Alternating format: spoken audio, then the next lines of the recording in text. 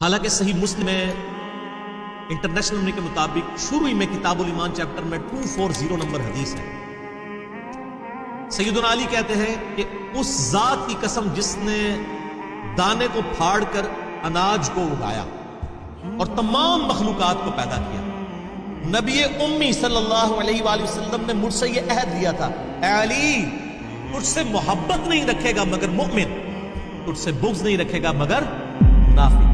محبت علی از دا litmus test of ایمان as per صحیح مسلم 240 نمبر حدیث. لیکن امت نے وہ فرقہ وارانہ ٹسل کے اندر سیدنا علی کو پیچھے کرنا شروع کر دیا. اور پھر وہ بڑی حیران کن، یہ لوگ کہتے ہیں اس طرح کی باتوں کے فائدے کیا ہیں جی؟ قیامت الدین پوچھا جائے گا. اور سر پوچھا کیوں نہیں جائے گا؟ ایمان کی بنیاد ہی ہے. آپ کی جنت دوزخ کا فیصلہ اس کے اوپر ہونے والا ہے. فضائل صحابہ احمد بن حنبل کی کتاب میں 2 موقوفاً روایتیں ہیں سیدنا علی سے صحیح سند کے ساتھ. 952 نمبر اور 964 نمبر ہمارے پاس جو PDF موجود ہے. سیدنا علی کہتے ہیں کہ میری وجہ سے 2 فرقے گمراہ ہوں گے، ایک میری محبت میں غلوف کر کے، ایک میری دشمنی میں غلوف کر کے. اور میری وجہ سے 2 فرقے دوزخ میں چلے جائیں گے، ایک میری محبت میں غلوف کر کے اور ایک میری دشمنی. محبت میں غلوف کرنے والے رافضی اور دشمنی میں غلوف کرنے والے ناسبی. کیوں جی جلال بھائی؟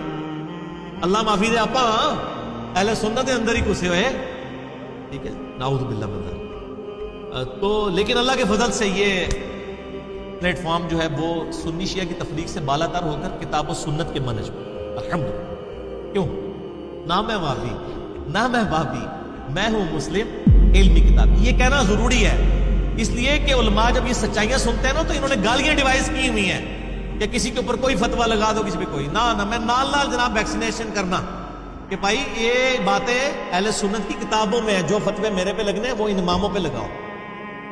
اب آپ کو پتہ چلا اماموں کے جانشین وہ نہیں ہیں جن کی شوکیسوں میں کتابیں پڑھی ہوئی ہیں، بلکہ وہ ہیں جو یہ پڑھتے بھی ہیں، یہ پڑھی نہیں ہوئی پڑھی ہوئی بھی ہیں الحمدللہ. لو جی پھر پہلی مثال، یہ جو میں نے جامعہ ترمذی سے حدیث پیش کی تھی 2 انٹرنیشنل نمبر کے مطابق 3734 اور 3735 زید ابن ارقم سے.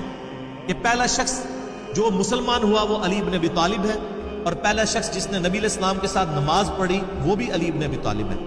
آپ حیران ہوں گے کہ یہ ناسبیت اس زمانے میں بھی کس طرح گھس چکی تھی. یہ ترمذی میرے ہاتھوں میں ہے، اوریجنل JPG آپ کو لگا دیں گے، اس میں ذرا دیکھیں. یہ حدیث اتنی سادہ نہیں ہے. یہ 3735 نمبر جو حدیث ہے نا اور 3734 یہ کٹھی ہے.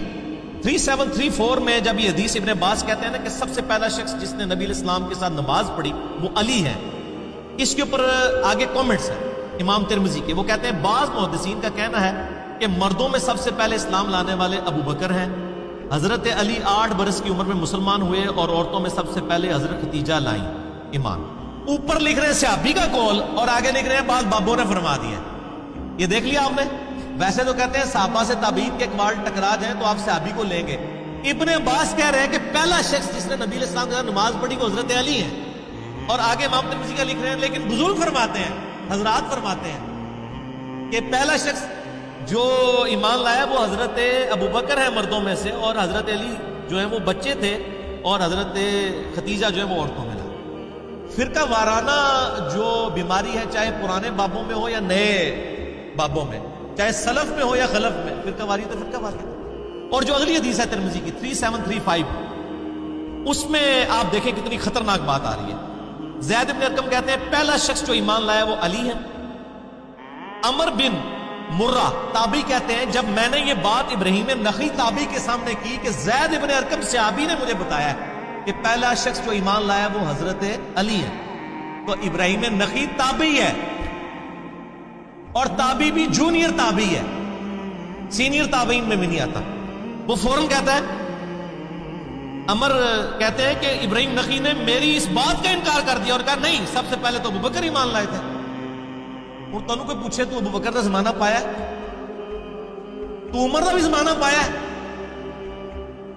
اور آپ یہ میں آپ کو بتا رہا ہوں کہ آل امیہ میں کس قدر بغض اہل بیت انہوں نے گھول دیا تھا کہ ایک بندہ کہہ رہا ہے میں نے زید ابن ارقم صحابی سے جو شروع میں اسلام لانے والا شخص ہے، اس سے میں نے سنا ہے کہ وہ کہتے ہیں حضرت علی سب سے پہلے ایمان لے کے آئے، اور ایک تابعی جس نے زمانہ بھی نہیں پایا ہوا وہ کہہ رہے نہیں، تو دلیل لے کے آ، دلیل کوئی نہیں، دلیل یہ ہے کہ سر میرا فرقہ وہ تیرا فرقہ وہ.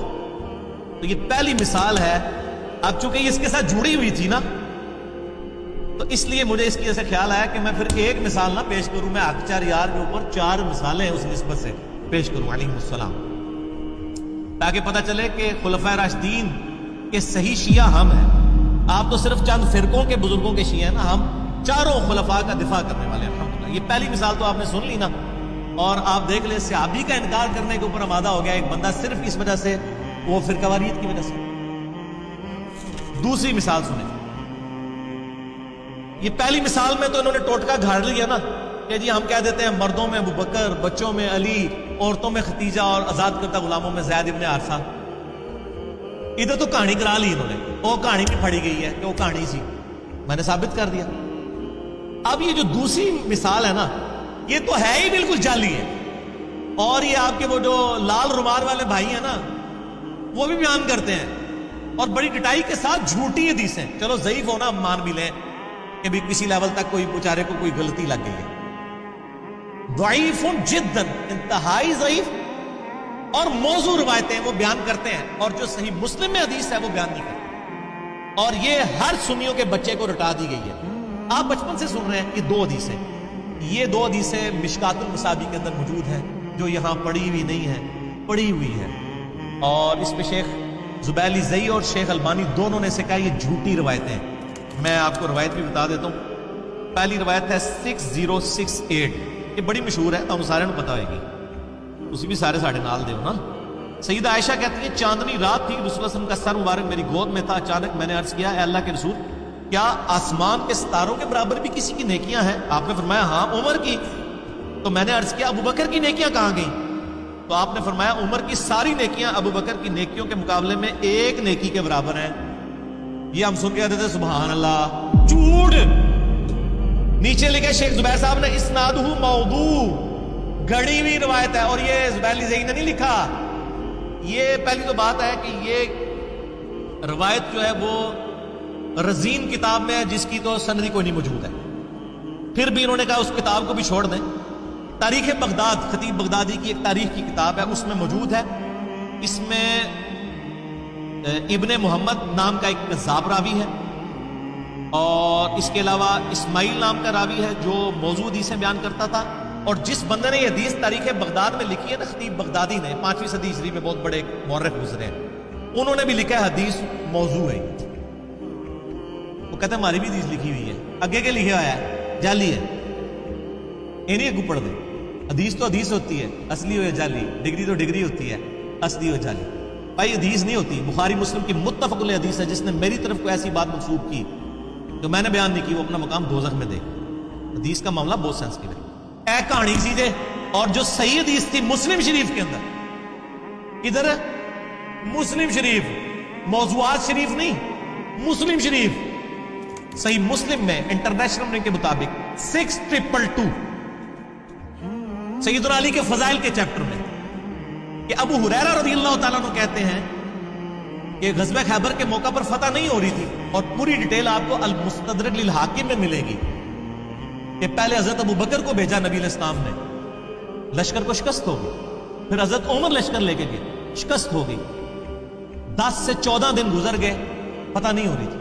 تو نبی علیہ السلام نے فرمایا صحیح مسلم 6222، یہ آگے الفاظ ہوئے، کل میں ایک ایسے شخص کے ہاتھ میں جھنڈا دوں گا جو اللہ اور اس کے رسول سے محبت کرتا ہے، اور اللہ اور اس کے رسول اس سے محبت کرتے ہیں. یہ اس سے بڑی بات.